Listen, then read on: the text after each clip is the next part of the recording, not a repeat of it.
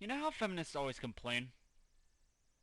I don't even think I have to add anything else to that. I've already made the perfect statement. But anyway, you know how feminists always complain that there are no strong female leads when usually people point to Samus being a perfect example? Well, unfortunately, Samus appears to be transgendered. Yep. Brianna Wu on September 1st has released an article claiming this, even though there is so much against it, but she's confirming now and forever that Samus Aran is a transgendered woman and that anybody that criticizes her should deal with it.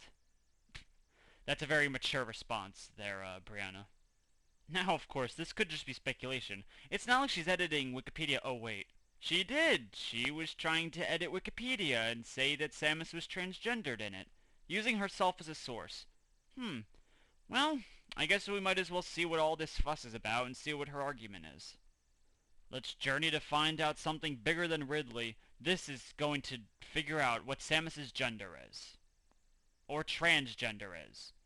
Or whatever she's looking for. I have no idea. This is stupid. But we're gonna do it anyway.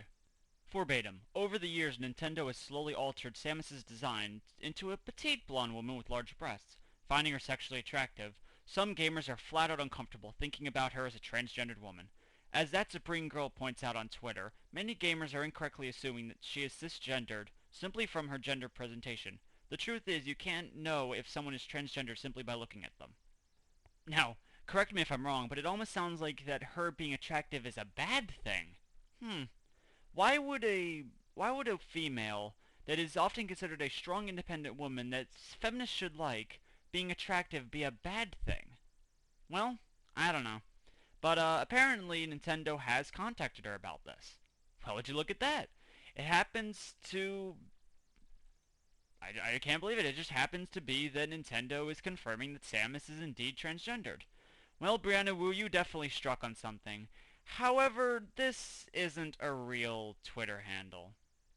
But I'm sure that she wouldn't know that.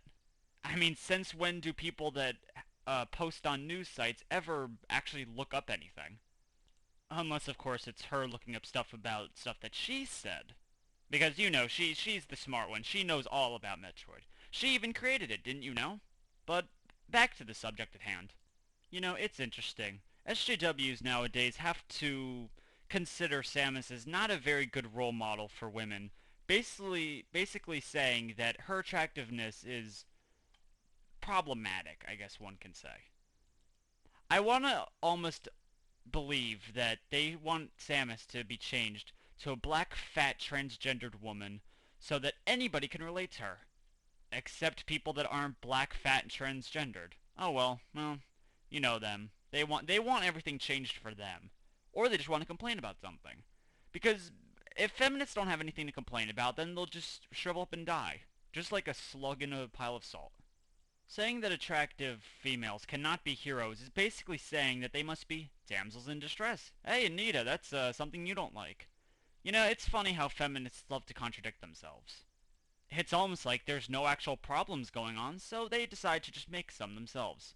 Did I just figure something out? Oh, probably not. I'm probably just speculating here. It's silly. It can't happen.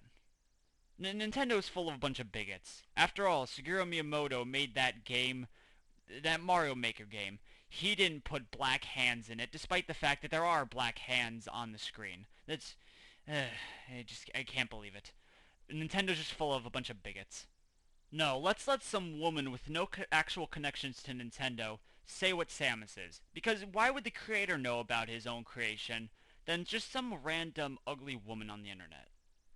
Who knows? It's whatever, it's just speculation. Because rewriting history is fine, everyone's done it. Every sensible person has ever done it. You know Stalin? He was very sensible. Welcome to 2015, where people that are attractive aren't allowed to be heroes. No, you have to have people with flaws. But not actual flaws, just people that think they have flaws because they were born differently. To be a real hero, if you were born a man, you must identify as a woman, and vice versa. That's just how hero stories go on these days. That's how it must be.